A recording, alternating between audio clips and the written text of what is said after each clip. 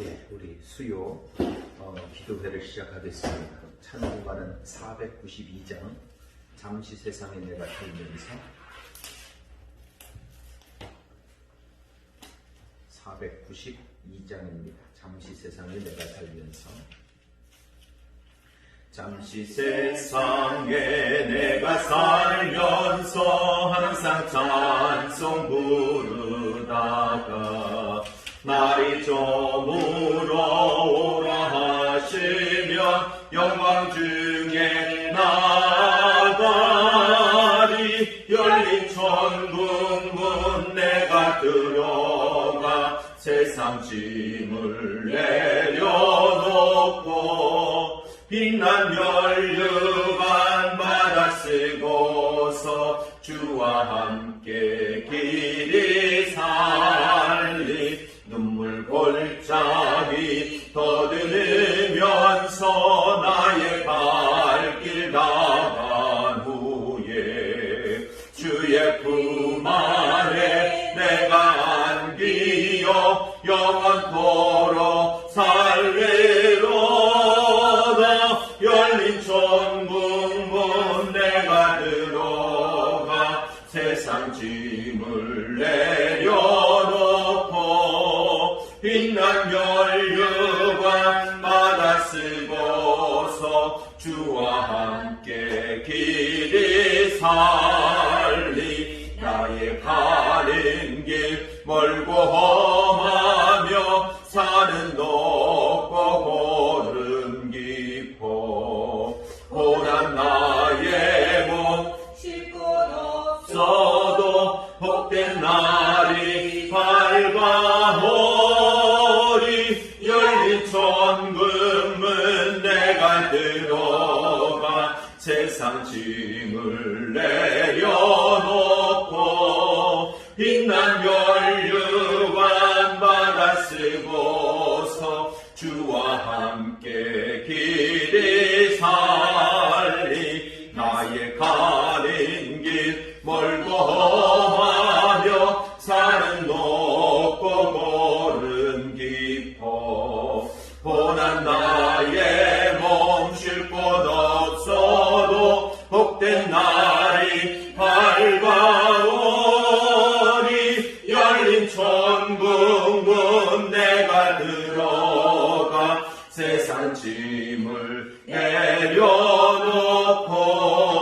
빛난 면류관 받아 쓰고서 주와 함께 길이 살리. 한숨간 쉬고 죽음 없는 날 사모하며 기다리니 내가 드리던 주를 배울게. 나의 기쁨 넘치리라.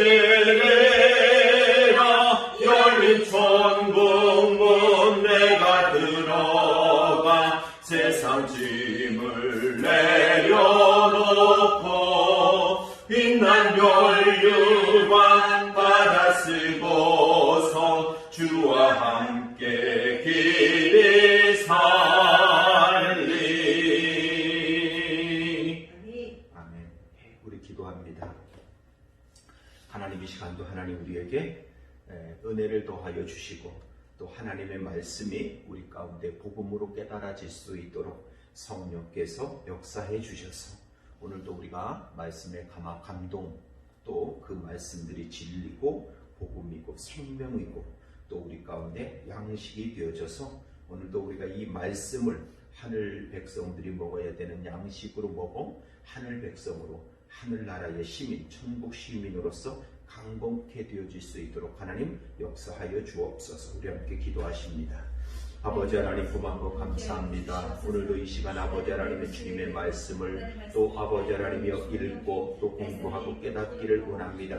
오직 아버지 이 시간이 참된 은혜의 시간이 되게 해주시고 성령께서 저들 가운데 역사하여 주셔서 하나님의 말씀들이 우리 가운데 깨달아지기를 원합니다. 그 말씀이 복음이 되고 진리가 되고 생명이 되고 오늘도 아버지 하늘 백성들이 먹어야 되는 양식으로 먹어 아버지를 천국 시민으로서 강건하여질 수 있게 하여 주시옵소서. 성령께서 역사하여 주심으로 지각을 새롭게 하시는 역사와 떠나게 감동케 하여 주시는 역사와 그 말씀의 다스림을 받아 오늘도 저들의 존재성이 하늘 백성임이 증거되어지는 삶을 살아갈 수 있도록 역사해 주옵소서. 감사드리며 예수님의 이름으로 기도했습니다. 아멘. 우리 18장입니다. 누가복음 18장.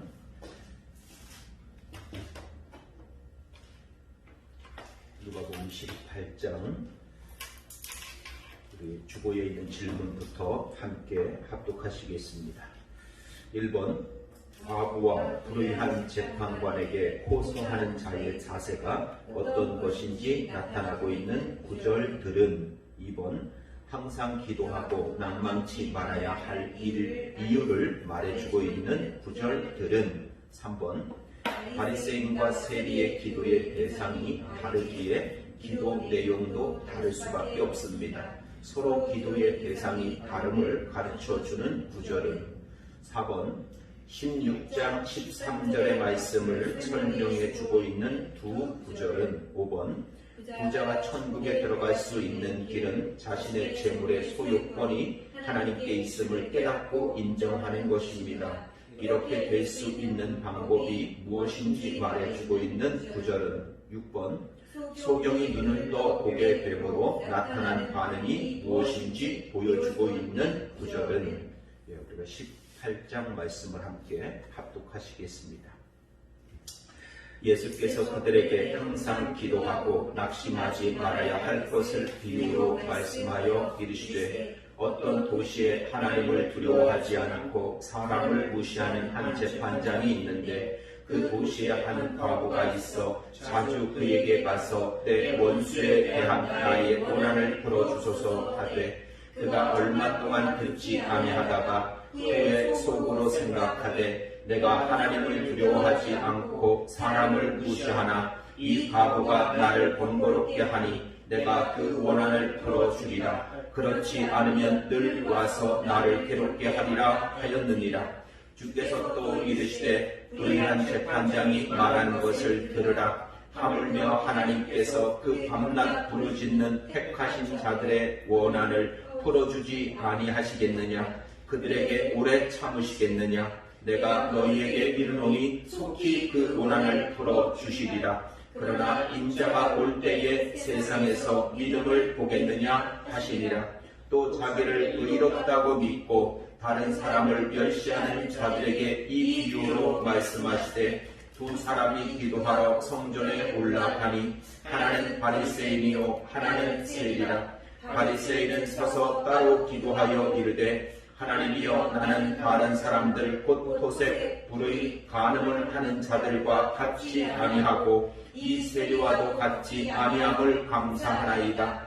나는 일해에 2번씩 금식하고 또 소득의 11조를 드리나이다 하고 세리는 멀리 서서 감히 눈을 들어 하늘을 쳐다보지도 못하고 다만 가슴을 치며 이르되 하나님이여 불쌍히 여기소서 나는 죄인으로소이다 하였느니라. 내가 너희에게 이르노니 이에 저 바리새인이 아니고 이 사람이 의롭다 하심을 받고 집으로 내려갔느니라. 무릇 자기를 높이는 자는 낮아지고 자기를 낮추는 자는 높아지리라 하시니라.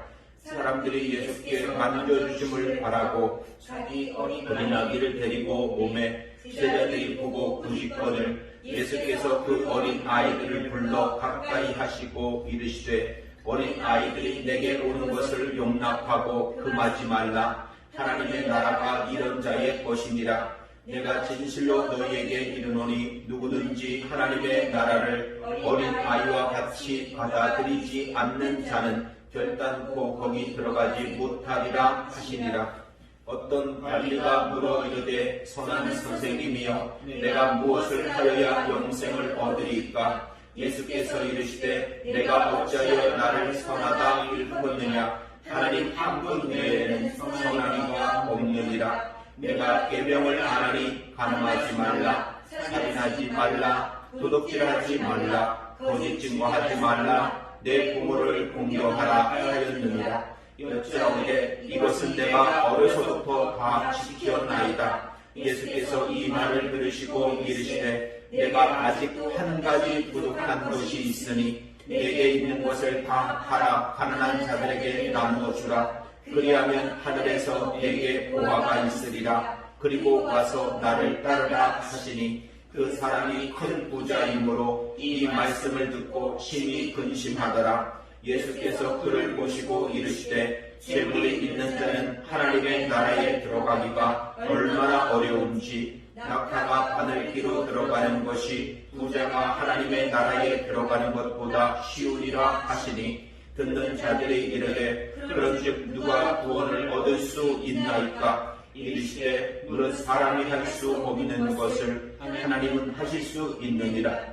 베드로가 여짜오되 없어서 우리가 우리의 것을 다 버리고 주를 따랐나이다. 이르시되 내가 진실로 너희에게 이르노니 하나님의 나라를 위하여 집이나 아내나 형제나 부모나 자녀를 버린 자는 현세에 여러 배를 받고 내세에 영생을 받지 못할 자가 없느니라 하시니라. 예수께서 12 제자를 데리시고 이르시되 보라 우리가 예루살렘으로 올라가노니 선지자들을 통하여 기록된 모든 것이 인자에게 응하리라. 인자가 이방인들에게 넘어져 희롱을 당하고 능욕을 당하고 침뱉음을 당하겠으며 그들은 채찍질하고 그를 죽일 것이나 그는 3일 만에 살아나리라 하시되 제자들이 이것을 하나도 깨닫지 못하였으니 그 말씀이 감추었으므로 그들이 그 이르신 바를 알지 못하였더라. 여리고에 가까이 가셨을 때에 한 맹인이 길가에 앉아 구걸하다가 우리가 지나감을 듣고 이 무슨 일이냐고 물은데 그들이 나사렛 예수께서 지나가신다 하니 맹인이 외쳐 이르되 다윗의 자손 예수여 나를 불쌍히 여기소서 하거늘 앞서가는 자들이 그를 꾸짖어 잠잠하라 하되 그가 더욱 크게 소리질러 다윗의 자손이여 나를 불쌍히 여기소서 하는지라. 예수께서 물러서서 명하여 데려오라 하시더니 그가 가까이 오매 물어 이르시되 내게 무엇하여 주기를 원하느냐. 이르되 주여 보기를 원하나이다. 예수께서 그들에게 이르시되 보라 내 믿음이 너를 구원하였느니라 하시매 곧 보게 되어 하나님께 영광을 돌리며 예수를 따르니 백성이 다 이를 보고 하나님을 찬양하니라. 아멘. 오늘은 누가복음 18장입니다. 누가복음 18장도 누가복음 18장의 위치가 이제 마지막이죠. 19장 가면 19장에 가면은 이제 28절부터 19장 한 반 정도 됐을 때부터 예루살렘으로 입성을 하시는 장면이 나오니까 그 전까지는 지금 예루살렘으로 올라가는 과정 중에 행하셨던 일들을 말씀하고 있는 내용입니다. 그리고 또 이것은 이제 거의 예루살렘으로 올라가면서 행하시는 사역의 거의 마지막이죠. 곧 19장에 가면 예루살렘 입성이 이루어질 것이기 때문에 그렇습니다. 자, 여전히 이 말씀 18장의 큰 주제 속에 집어넣어서 18장의 위치를 본다면 하나님의 나라입니다. 그것은 우리가 말씀을 읽다 보면 하나님의 나라가 계속해서 설명되어지고 있는 것을 우리가 알 수가 있습니다. 그러니까 여기 나와 있는 비유들을 어떤 관점으로 봐야 되죠? 천국, 하나님의 나라를 설명하고 있는 것으로 각 비유들을 보셔야 됩니다. 일단 관점을 그렇게 가지고 누가복음 18장을 읽어야 된다는 뜻입니다. 자, 그렇게 읽으면 우리가 말씀을 통독해 가는 과정이기 때문에 이 말씀들을 통해서 하나님의 나라가 어떤 것이고 어떻게 이루어지는 것인지를 우리가 알 수가 있고 또 배울 수가 있습니다. 18장 1번 과부와 불의한 재판관에게 호소하는 자의 자세가 어떤 것인지 나타나고 있는 구절들은 그랬는데 두 구절입니다. 두 구절. 과부와 불의한 재판관에게 호소하는 자의 자세가 어떤 것인지 나타나고 있는 구절들은 그랬습니다. 자, 그러니까 표면적으로 볼 때 이거는 지금 알 수 있는 거죠. 그냥 성경을 쭉 읽으면서 과부는 불의한 재판관에게 이렇게 호소를 했구나 라고 하는 것을 표면적으로 보여주는, 문자를 읽으면서도 우리가 알 수 있는 그런 내용입니다. 제일 먼저는 3절에 나오죠. 그 도시에 한 과부가 있어 자주 그에게 가서 내 원수에 대한 나의 원한을 풀어주소서 하되, 자주 간 거예요. 자주 그에게 가서. 얼마나 번거롭겠습니까? 나중에 재판장도 그렇게 말해요. 아유, 번거롭다 이렇게 말한단 말이에요. 또 7절 말씀이죠. 하물며 하나님께서 그 밤낮 부르짖는 택하신 자들의 원한을 풀어주지 아니하시겠느냐, 그들에게 오래 참으시겠느냐라고 말씀하죠. 앞에 있었던 과부의 모습을 가지고 지금 이렇게 7절에서는 하나님께서 말씀하시는 그런 장면입니다. 자, 참고로 지금 과부와 재판관의 비유는 누가복음에만 나옵니다. 다른 복음서에는 나오지 않습니다. 여기에만 나오는 그런 비유입니다. 그 밑에 나오는 이제 두 기도하는 자들의 비유도 이제 마찬가지인데 비슷한 내용은 이제 다른 성경에도 있습니다. 그런데 지금 여기 과부에 대한 비유, 두 가지 비유는 여기에 있는 내용입니다. 그 뒤에 나오는 어린아이와 하나님의 나라, 또 젊은 관원의 비유, 마태복음에 있는 것과 같은 영생에 대한 그 부자 관리에 대한 비유, 이런 내용들, 또 예수님의 순환에 대한 것, 또 맹인에 대한 것, 여리고 맹인에 대한 것, 이런 내용들은 마태복음이라든가 마가복음에도 다 있는, 같이 나오는 그런 내용들입니다. 앞에서 우리가 이런 내용들 나올 때 먼저 우리가 봤습니다. 다. 자, 여기에서 우리가 과부와 재판관의 비유가 누가복음에만 나온다는 것과 오늘 여기 이제 한 과부와 재판관에 대한 비유가 8절까지 나오고 있는데 요것을 우리가 간단하게 좀 살피고 넘어갈 필요가 있겠죠. 당연히 과부가 그렇게 번거롭게 와서 그러니까 재판관이 어쩔 수 없어서 그렇게 들어줬다. 마치 우리도 그 억울한 과부가 재판관을 번거롭게 하는 것처럼 우리도 하나님을 그렇게 번거롭게 애원을 하면 하나님이 들어주실 거다. 이렇게 가버리면 안 되겠죠. 하나님의 나라는 그렇게 이루어지지 않기 때문에 그렇죠. 여기에서 지금 세상은 자신의 자존심을 위해서도 이렇게 들어준다고요. 그게 재판관이 상징하는 것이 뭐죠? 재판장이 상징하는 것. 세상이라는 거죠. 세상의 특징은 뭐예요? 4절에 있어요. 그가 얼마 동안 듣지 아니하다가 해요. 얼마 동안 듣지 않아요. 그러니까 처음부터 그게 억울한 것이구나 해서 들어주는 게 아니에요. 얼마 동안은 듣지 않아요. 그러다가 뭐라 그래요?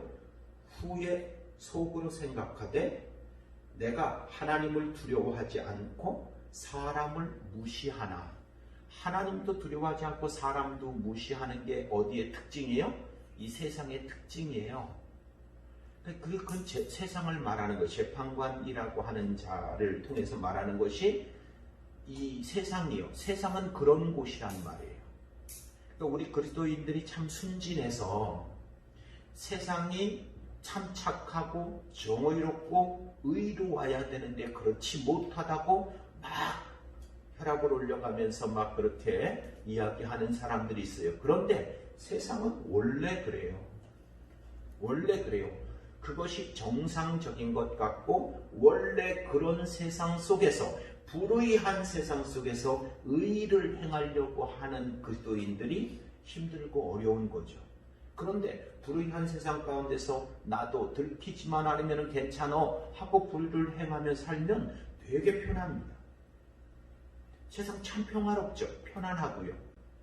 그렇게 세상과 똑같이 짝을 해서 인삼과 경주를 하듯이 세상과 발맞춰 같이 살아가면 편하죠.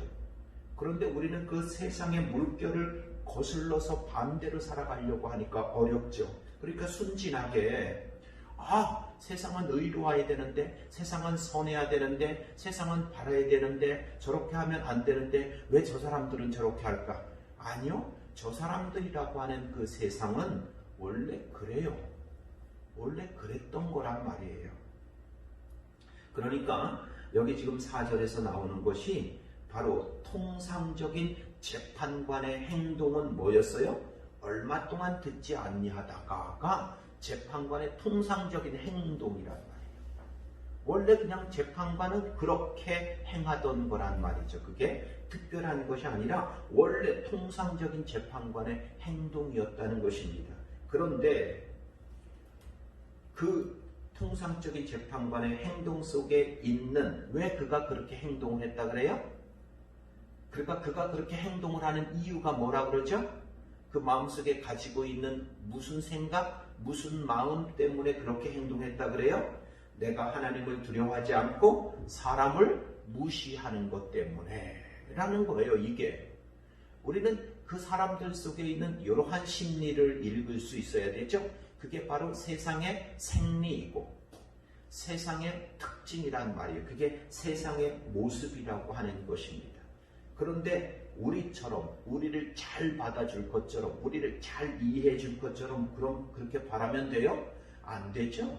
안 믿는 가족을 만나든 안 믿는 친구들을 만나든 나를 이해해 줄 거라고요? 아니요. 안 믿는 사람들 속에서는 이런 것들이 작동하고 있기 때문에 우리의 마음하고 달라요.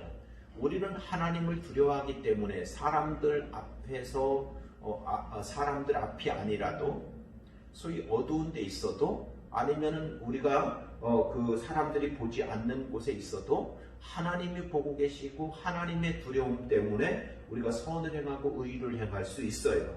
그런데 세상의 특징, 하나님을 무시하고 믿지 않는 사람들은 그렇게 살지 않는다는 말이죠. 그게 세상의 통상적인 모습이라고 하는 것을 우리가 알 수가 있습니다. 과부는 그럼 누구예요? 이 세상이라고 하는 곳에서 엄청난 결핍을 가지고 있는, 뭐가 결핍되어 있어요? 세상의 원리가, 세상의 힘이, 세상의 능력이 결핍되어 있는 자, 누군가의 도움을 주지 않으면 절대 이 세상 가운데서 부유함, 평안함으로 살 수 없는 자를 과부라고 지금 말하고 있는 거죠.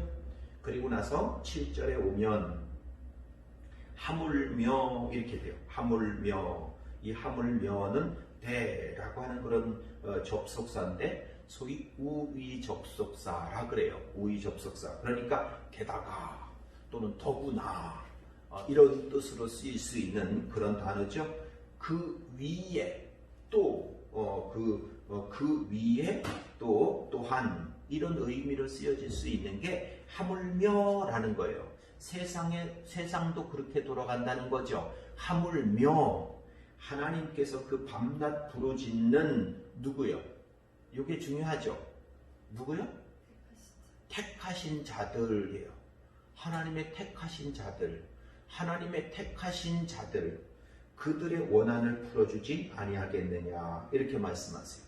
누구에게? 택하신 자들이, 하나님의 사람들이요, 하나님의 백성들이에요. 하늘나라의 백성들인 그들의 원한을 풀어주지 않겠느냐 이렇게 말씀하죠. 그러면서 그들에게 오래 참으시겠느냐 이렇게 반문하는 거죠. 오래.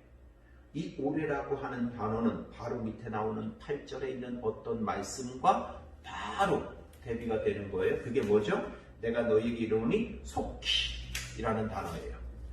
오래와 바로 밑에 속히 그 원한을 풀어주리라 라고 하는 거죠. 자, 원한을 풀어주지 아니하시겠느냐 그래놓고 그들에게 오래 참으시겠느냐 그래놓고 아니라는 거죠. 속히 그 원한을 풀어주시리라 이렇게 말해요. 여기서 이제 속히라고 하는 것이 돌연히 또는 신속하게 이런 뜻입니다. 엔타케이라고 해가지고 신속하게 풀어주신다라고 하는 거죠. 그 신속하게 풀어주는 것은 뭐예요? 간구하는지 안 간구하는지, 원한을 얘기하는지 안 하는 얘기인지 기다렸다가 원한을 얘기하자마자 풀어주겠다 이런 뜻이에요? 아니에요. 누가 풀어주시는 거예요? 하나님이요. 하나님이 택하신 자들을 위해서 하나님이 풀어주시는 거예요. 우리가 간구를 해야 풀어준다? 간구를 해야 들어준다? 아니란 말이죠. 그런 뜻이 아니란 말이죠. 자, 그래서 그러나 인자가 올 때의 세상에서 믿음을 보겠느냐. 또 다른 표현으로 번역을 하면 인자가 올 때까지 믿음이 있겠느냐. 이거를 또 의역을 해서 믿음을 가져야 된다라고 하는 뜻이죠. 그러니까 인자가 올 때에 바로 믿음이라고 하는 것을 내가 찾는 거죠. 누구의 믿음이겠어요? 이러한 믿음이 하나님의 주신 믿음이겠죠? 하나님의 믿음을 우리에게 찾는다는 것입니다. 그래서 그러나 인자가 올 때의 세상에서 믿음을 보겠느냐? 믿음 있는 자가 없을 거야. 이렇게 말하는 게 아니에요. 지금요. 믿음 있는 자가 없을 거야. 이렇게 말하는 것도 아니고 믿음을 그때까지 그렇게 끝까지 지키고 있는 자가 있겠어? 뭐? 이렇게 말하는 게 아니란 말이에요. 그죠?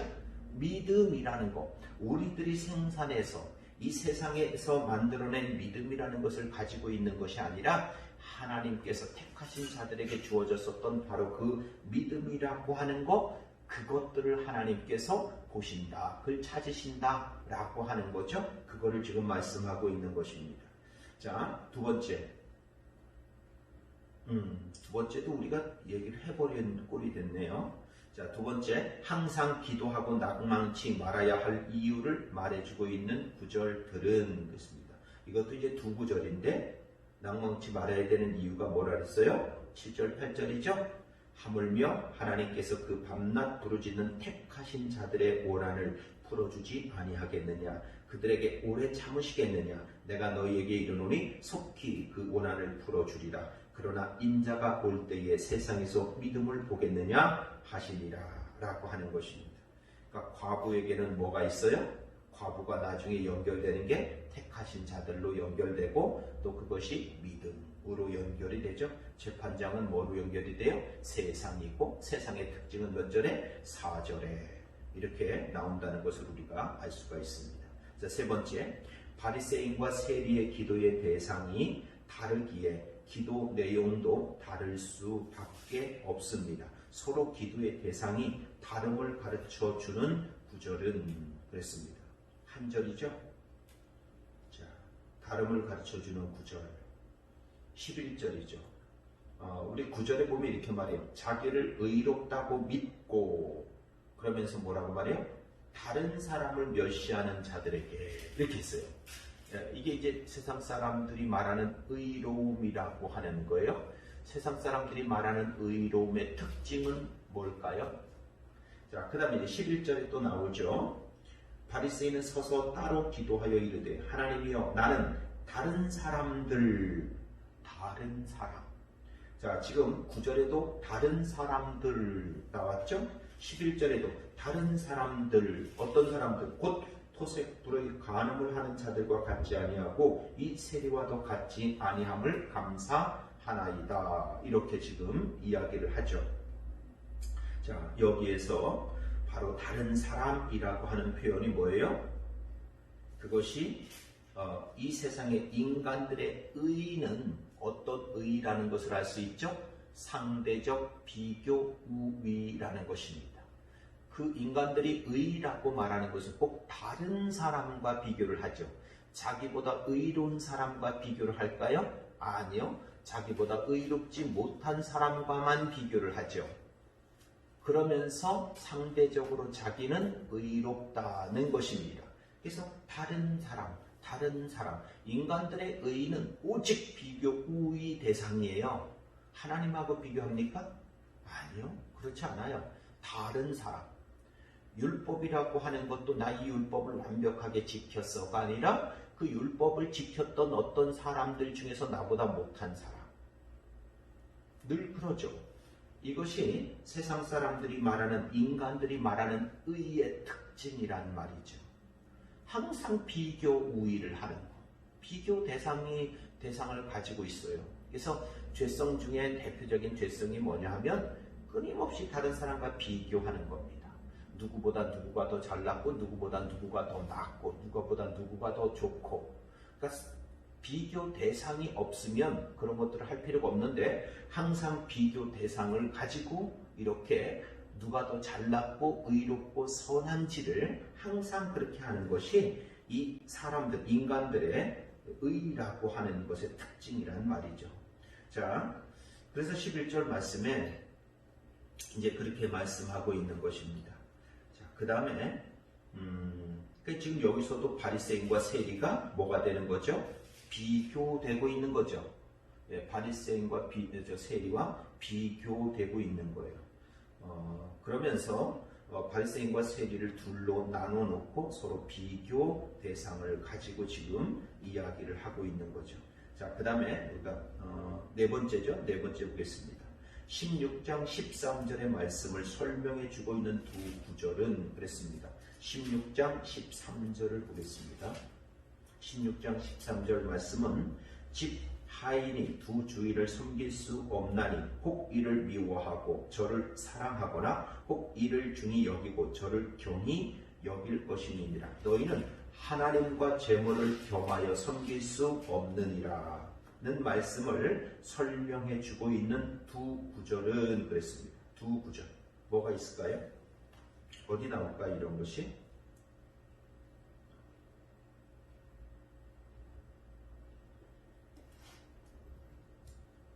24절, 25절에 있죠?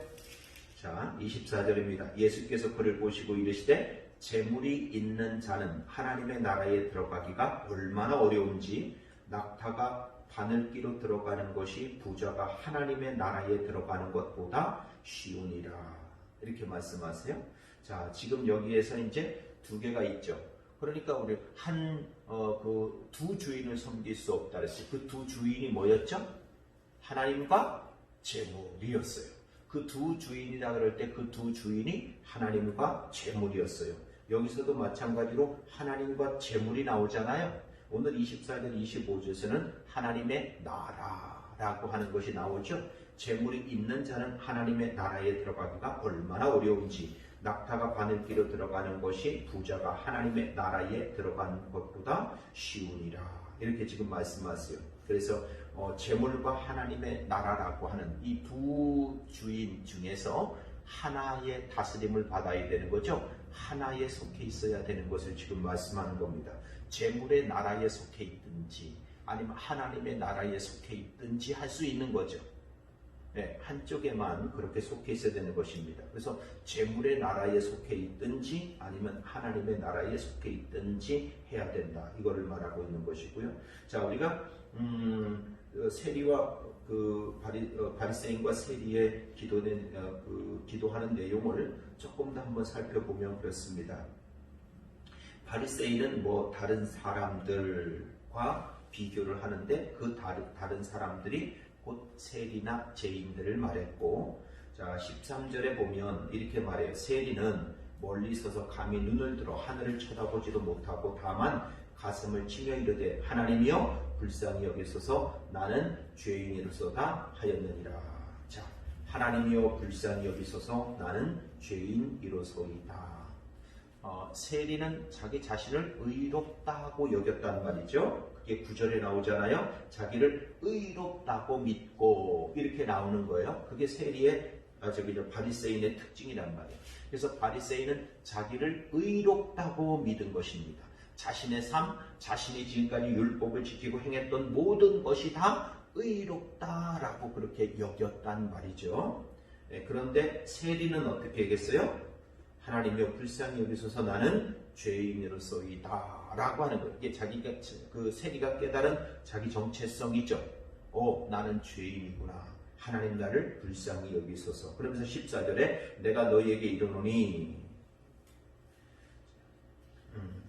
이에 저 바리새인이 아니고 이 사람이 의롭다 하심을 받고 그의 집으로 내려갔느니라. 무릇 자기를 높이는 자는 낮아지고 자기를 낮추는 자는 높아지리라. 이렇게 말씀을 하세요. 자, 어떤 자가 하나님의 나라에 속한 자, 정확하게 말하면 여기 성경에 있는 표현대로 하면 누가 의로운 자인지 하나님이 보실 때 의롭다고 하는 자가 뒤집어지고 있는 것을 우리가 14절에서 볼 수가 있습니다. 그래서 이 사람이 의롭다 하심을 받고 그의 집으로 내려갔느니라. 그런데 바리새인은 뭐라 했어요? 자기가 의롭다는 것을 믿었던 사람인데, 그런데 주님은 그거를 뒤집고 있는 것을 볼 수 있어요. 세상에서 말하는 의롭다고 하는 이들, 세상의 기준으로 세상의 평가로 의롭다고 했던 이들을 예수님께서는 뒤집은 것을 지금 우리가 알 수가 있는 것입니다. 뭐가 진짜 의로운 것인지, 이 세상의 원리와 하나님 나라의 원리가 다르다는 것을 지금 말하고 있는 거죠. 그래서 하나님 나라에서 의롭다 할 수 있는 자는 어떤 자이다? 내가 죄인임을 깨달은 자, 내가 죄인임을 고백하는 자가 의로운 자인 거지, 행위 하나하나를 나열해 놓고 나는 이렇게 의로운 자인데 라고 그것을 내놓는 자를 의롭다 그러지 않는단 말입니다.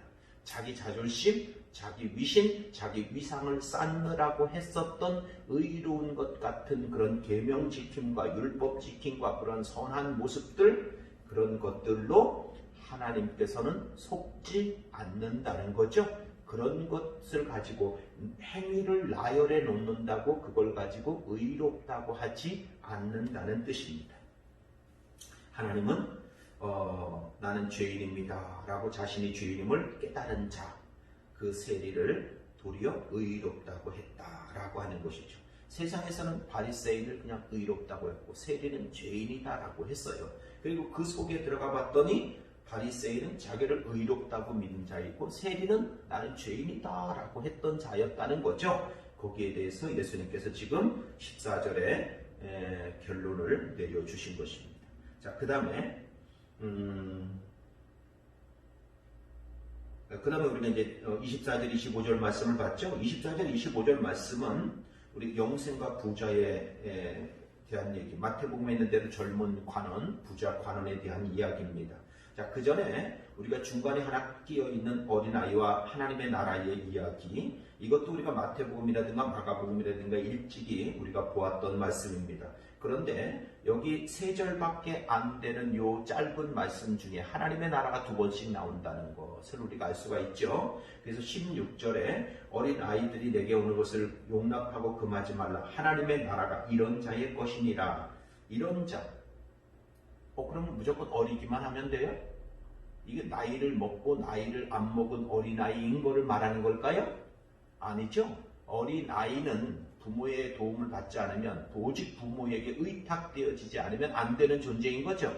그거를 말하는 어린아이였단 말이죠. 17절, 내가 진실로 너에게 이르노니 누구든지 하나님의 나라를 어린아이와 같이 받아들이지 않는 자는 결단코 거기 들어가지 못하리라. 이렇게 이 어린아이와 어린아이의 비유에서도 뭐에 대해서 말하고자 하는 거예요? 하나님의 나라에 대해서 설명하고자 했던 것이다 라고 하는 것입니다.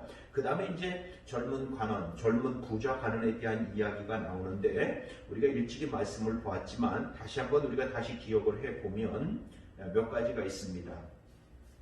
첫 번째는 젊은 관원이 뭐라 그래요? 내가 무엇을 하여야 영생을 얻으리까? 자, 여기서부터 지금 벗어났죠? 핵심에서. 여기에서 이 젊은 관원이 가지고 있는 의식은 어떤 거예요? 무엇을 해야 영생을 얻을 수 있다는 생각입니다. 무엇을 해야 우리가 영생을 얻는구나. 영생을 얻기 위해서 내가 지금 무엇인가를 해야만 하는구나. 우리의 어떤 행위, 우리의 어떤 공로, 우리의 어떤 삶이라고 하는 것을 내놔야 그것을 공적으로 인정받아서 영생을 얻는 것이구나 라고 하는 것입니다. 무엇을 해야 영생을 얻습니까? 그렇지 않다는 거죠. 그래서 여기에서 지금 젊은 관원이 가지고 있는 또 그들이 율법을 지켰던 율법을 가지고 있고 계명을 지키면서 살았던 그들 속에 가지고 있었던 그 신앙, 또 그 의식이 무엇인지를 지금 여기서 우리가 알 수가 있는 거예요. 그래서 내가 무엇을 하여야 영생을 얻으리까? 라는 이야기는 내가 율법을 지키든지 선을 행하든지 구제를 행하든지 무엇인가 해야만 영생을 얻게 될 거라고 하는 것을 지금 말하고 있는 것입니다. 아니, 돈이 있는 사람은 돈이라고 하는 것으로 많이 하겠죠. 더 사람들이 눈으로 보아서 알 수 있고 경험할 수 있는 그런 많은 것들을 행하겠죠. 아무것도 없는 사람은 마음 씀씀이만 착하고 마음 씀씀이만 늘 그렇게 다른 사람을 도와주고 그러겠죠. 근데 그거는 하나도 드러나는 것도 아니고 공적으로 삼을 만큼 그렇게 나타나는 것도 아니란 말이에요. 자, 그럼에도 불구하고 많은 사람들은 마치 그런 공적이라고 하는 거, 그런 의로운 행위들을 나열해서 하나님 앞에 갖다가 묶어서 갖다 드리면 그것 때문에 하나님께서 우리에게 구원을 해줄 것이라고 생각하는 이러한 왜곡된 기독교 신앙을 가지고 있는 이들이 여전히 있다는 것도 우리가 알 수가 있는 것입니다. 자, 그 다음에 이제 19절 말씀에 내가 어찌하여 나를 선하다 일컫느냐 하나님 한 분 외에는 선한 이가 없느니라 그러면서 20절에 내가 계명을 안 하니 간음하지 말라 그러면서 4계명부터 10계명까지의 얘기를 쭉 말하는 거죠. 출애굽기 24장에 있는 이 계명이에요. 10계명 가운데 있는 말씀이고 또 이 4계명부터 10계명까지는 어디서 해설을 했었죠? 산상수훈에서 해설을 해 주었었던 부분이란 말이죠. 이거를 말합니다. 그리고 나서 21절에 여짜오되 이것은 내가 어려서부터 다 지켰나이다. 예수님께서 뭐라 그래요? 이 말을 들으시고 이르시되 내가 아직 한 가지 부족한 것이 있다. 내게 있는 것을 다 팔아 가난한 자들에게 나눠주라. 그리하면 하늘에서 내게 보화가 있으리라. 그리고 와서 나를 따르라 하시니 라고 하면서 그 다음에 이제 23절, 24절, 25절로 내리고 오는 거예요. 그 말씀을 가지고 그러니까 젊은 관원의 이야기를 생각을 하시면서 어디로 내려와야 되냐면 낙타와 바늘기 얘기로 와야 된다는 뜻입니다. 그게 문맥이라는 거죠. 그 문맥을 잊어버리면 안 돼요. 그 문맥을 가지고 와야 됩니다. 그래서 어떻게 해야 영생을 얻겠습니까? 라고 하는 자에게 지금 이렇게 말씀을 끌고 와서 뭐라고 말하냐 하면 24절에 예수께서 그를 보시고 이르시되 재물이 있는 자는 하나님의 나라에 들어가기가 얼마나 어려운지, 다시 말하면 이걸 풀어서 말하면 재물의 나라에 속한 자, 재물의 통치와 다스림을 받고 있는 자, 재물이 주인되어 있는 자, 재물이 주인되어서 재물의 종이 되어서 통치와 다스림을 받고 있는 재물의 나라에 있는 자는 하나님의 나라에 들어가지 못한다는 말씀을 지금 하고 있는 거예요. 그거를요, 비유로 낙타가 바늘기로 들어가는 것이 부자가 하나님 나라에 들어가는 것보다 쉬우니라 라고 말해요. 그러니까 26절에 듣는 자들이 이르되 뭐라고 말해요? 그런즉 누가 구원을 얻으리까? 그러면 구원받을 사람이 어디 있습니까? 이렇게 이제 이야기를 하는 거죠. 그랬더니 뭐라 그래요? 27절에 이르시되 무릇 한 사람이 할 수 없는 것을, 무릇 사람이 할 수 없는 것을 하나님은 하실 수 있느니라. 사람은 못한다는 말이죠. 이 젊은 부자 가론이 지금 떠나버리는 것처럼 사람은 할 수 없어요. 사람은 그걸 가지고 구원을 받게 할 수 없을 뿐만 아니라 사람들에게는, 사람으로서는 스스로가 재물의 나라에서 하나님의 나라로 재물을 주인으로 섬기는 것과 하나님을 주인으로 섬기는 것 중에서 하나님을 주인으로 섬기는 것은 스스로 못한단 말이에요. 사람들이 스스로 할 수 있는 일이 아니라는 거죠. 자, 우리 5번째 문제를 풀고 가겠습니다. 부자가 천국에 들어갈 수 있는 길은 자신의 재물의 소유권이 하나님께 있음을 깨닫고 인정하는 것입니다. 이렇게 될 수 있는 방법이 무엇인지 말해주고 있는 구절은 27절이죠. 무릇 사람이 할 수 없는 것을, 그래요. 그러니까 사람이 할 수 없는, 26절에 누가 구원을 얻을 수 있겠습니까? 그러면 누가 구원을 얻겠습니까? 구원 얻을 자 없지 않습니까? 라고 말하는데 뭐라고 말하는 거예요? 하나님은 하실 수 있는데 인간들은 못하지만 사람은 그렇게 못한다? 사람은 그렇게 못하는데 하나님은 한다. 그러니까 하나님의 믿음이라는 선물과 은혜를 받은 자들 속에는 재물의 나라의 통치와 다스림을 받는 자가 아니라 하나님의 나라의 통치와 다스림을 받는 자로 될 수 된다는 뜻을 말하고 있는 거죠. 그러면서 무릇 사람이 할 수 없는 것을 하나님은 하실 수 있느니라. 이거는 하나님이 하실 수 있는 거예요. 내가 하나님의 나라 통치 받을래, 나 지금 재물의 나라의 통치를 받고 있었는데 이제 하나님의 나라로 나 바꿀래? 자기가 할 수 있는 것이 아니라는 뜻입니다. 이건 하나님만이 하실 수 있다는 뜻이죠.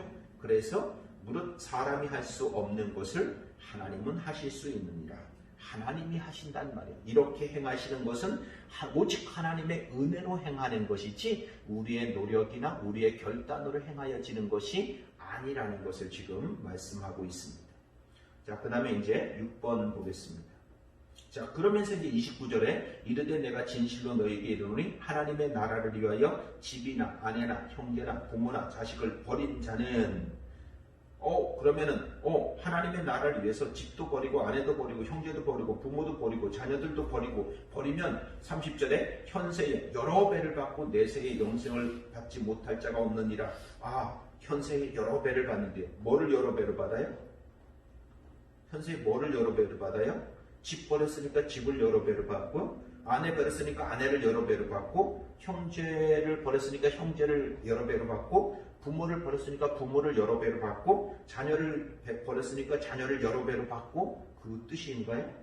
그래서 현세에 여러 배를 받고 뭐를 여러 배로 받아요? 우리는 이런 것들을 가지고 아니야, 갑절의 축복을 받을 거야. 하나님이 몇 배로 더 주신다 그랬어. 그러니까 우리는 믿음을 지키기 위해서 우리 저 가족들, 아내들 다 버려야 돼. 집이나 이거 모든 걸 다 버리면 하나님이 그만큼 더 준다 그랬어. 이렇게 가버리면 안 된다. 이러면은 그냥 미신인 거예요. 이거를 그냥 국어책 갖다 놓고서 자기가 의미화 시켜가지고서 그렇게 하면 되는 거야 라는 거하고 똑같이 성경을 보게 되는 거란 말이에요. 이거를요. 자, 그러면서 여러 배를 곧 내세에 영생을 받지 못할 자가 없느니라 이렇게 말하죠. 영생으로. 그래서 이 비유는 영생으로 시작해서 영생으로 끝나는 것을 알 수 있죠. 양쪽에 영생이라고 하는 것을 가지고 지금 설명했습니다. 그리고 중간에 뭐가 나왔어요? 하나님의 나라가 지금 나와 있다는 것을 우리가 알 수가 있습니다. 그래서 이 젊은 부자 관원의 비유에서는 영생에 대한 것, 영생은 하나님의 나라라고 하는 단어의 또 다른 표현입니다. 그죠? 하나님의 나라에 있는 생명이 뭐예요? 영생이니까 지금 하나님의 나라나 영생이나 지금 똑같은 거를 설명을 하는 거란 말이죠. 그래서 또 다른 표현인 거예요. 하나님의 나라 속에 있는 생명이 뭐냐? 영생이니까 그렇게 지금 말하는 거죠. 그래서 아이오니스 조의 영생 이렇게 지금 말하고 있는 거죠. 자, 그 다음에 마지막 소경이 눈을 떠보게 되므로 나타난 반응이 무엇인지 보여주고 있는 구절은 그랬습니다. 구절은 소경이 눈을 떠보게 되므로 나타난 반응이 무엇인지 보여주고 있는 구절은 뭐죠? 43절이죠. 곧 보게 되어 그랬어요. 곧 보게 되어. 자, 이 곧이라고 하는 것은 이제 즉시라고 하는 뜻이거든요. 곧 즉시 보게 되어 하나님께 영광을 돌리며 예수를 따르니 이렇게 말해요. 하나님께 영광을 돌리며. 지금 어떤 반응이 나타났어요? 하나님께 영광을 돌리고 예수를 따르는 반응이 나타났죠. 뭐가 되니까? 보게 되니까. 자, 우리는 여기서 두 가지를 기억해야 되는데 첫 번째 하나는 성경에서 특별히 마가복음에서는 마가복음 전체 속에서 크게 맹인에 대한 맹인이 눈을 뜨는 비유가 소위 말하면 단락 중간중간 1막 끝에 2막 끝에 나오죠. 그리고 마지막 3막이라고 말하진 않지만 마가복음 마지막 끝에는 제자들이 눈을 떠서 보게 되어지는 그런 예수님을 그리스도인 예수님으로 발견하게 되어지는, 그래서 고백하게 되어지는 그런 내용들이 나오는 거죠. 마찬가지로 이 복음서 속에서 맹인이 치유되어서 보게 되어지는 일들이 계속해서 나오는데 이거는 무슨 시각장애인을 만났는데 그가 눈 떠서 보게 해주는 하나님의 치유를 설명하기 위한 것이 아니라고 하는 사실을 기억을 하셔야 됩니다. 이것을 통해서 세상의 모든 인간들은 다 뭐예요? 맹인이에요. 세상의 모든 인간들은 다 맹인인데 예수가 그리스도인지 알아보지 못하는 맹인들이란 말이죠. 진리가 무엇이고 생명이 무엇이고 복음이 무엇인지 알아보지 못하는 자들이란 말이에요. 하늘의 생명이 무엇인지 알아보지 못하는 자들이기 때문에 그들을 다 뭐라 그래요? 맹인 이렇게 말하는 거예요. 그런데 그 맹인들 중에서 어떤 자가 있더라? 보게 되는 자들이 있더라. 보게 되는 자들은 무엇을 보게 되는 거죠? 예수가 그리스도이심을 보게 되어지는 것이고, 그래서 그들이 다 예수님을 따르면서 하나님 앞에 영광을 돌리는 것입니다. 하나님 앞에 영광을 돌리는 자들의 모습으로 맹인들이 눈을 뜨면 다 그 예수 그리스도를 따르고 예수 그리스도를 전하고 예수 그리스도에 찬양하고 영광을 돌리는 모습으로 모든 결론이 다 나는 거야. 맹인들이 눈을 뜬 모든 이들은 다 결론이 이렇게 납니다. 자, 그것을 통해서 오늘 예수께서 그리스도이심을 깨달은 자들, 예수께서 그리스도이심을 그렇게 발견한 자들, 보게 되었던 자들, 이들이 어떤 자들인지 또 그들이 어떤 삶을 살게 될 것인지를 지금 우리에게 말씀해 주고 있는 거죠. 특별히 41절에 그렇게 말해요. 내가 무엇하여 주기를 원하느냐? 이르되 주여 보기를 원하나이다. 그러니까 예수께서 그에게 이르시되 보라 내 믿음이 너를 구원하였느니라. 예, 그러니까 지금 자 눈이 열려라 보아라 이렇게 말했던 것도 아니고 자 이제 네가 볼 것이다 짠 해서 보게 된 것도 아니고 뭐라 그랬어요? 보라 내 믿음이 너를 구원하였느니라 이렇게 이제 선포를 하셨다는 말이에요. 그렇게 했는데 보게 되었다 이렇게 지금 말하는 거죠. 그래서 뭐를 보게 되는 거예요? 내 믿음이 너를 구원하였느니라. 이 믿음이라고 하는 것을 선물 받게 되면, 이 믿음이라는 것이 그 맹인에게 들어가게 되면 그 맹인이 믿음이 들어가면 보지 못하던 것들을 보게 되는데 예수가 그리스도이심을 보게 된다는 뜻입니다. 그래서 하나님이 믿음의 선물로 준 자들 속에는 바로 예수께서 그리스도이심을 보게 되어지는 것이고 하나님 앞에 영광을 돌리면서 주님을 따르는 성도들이 되고 제자가 되어진다는 것을 지금 말씀하고 있는 것입니다. 이 땅에 하나님의 나라는 이렇게 이루어지는 것입니다. 하나님의 나라는 이렇게 발생하는 것이고 이루어지는 것이고 나타나게 된다는 것을 오늘 지금 말씀하고 있는 것이 이 18장 전체의 내용입니다. 믿음, 그러니까 구원으로 보게 되는 자가 되는 것이고 보게 되면 하나님의 영광을 드러내는 자가 되어지는 것이고 그들을 바로 성도, 또 다른 말로 복음서에 있는 표현으로 제자라고 말하는 거죠.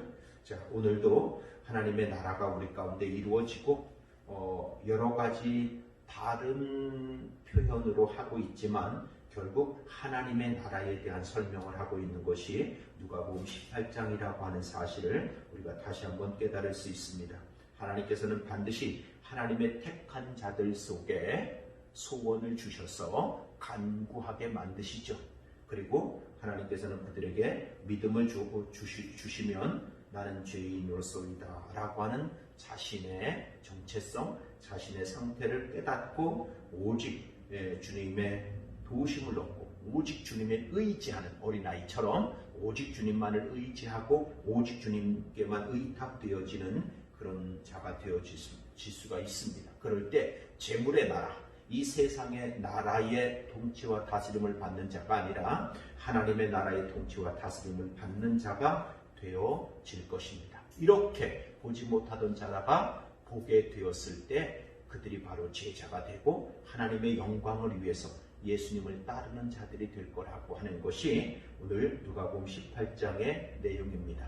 이러한 하나님의 은혜가 오늘도 우리 윤영교회 가족들 속에서 날마다 일어나게 되고 또 하나님의 나라를 누리고 또 하나님의 나라의 다스림과 통치를 받는 우리 가족들 될 수 있기를 축원드립니다. 우리 기도하겠습니다.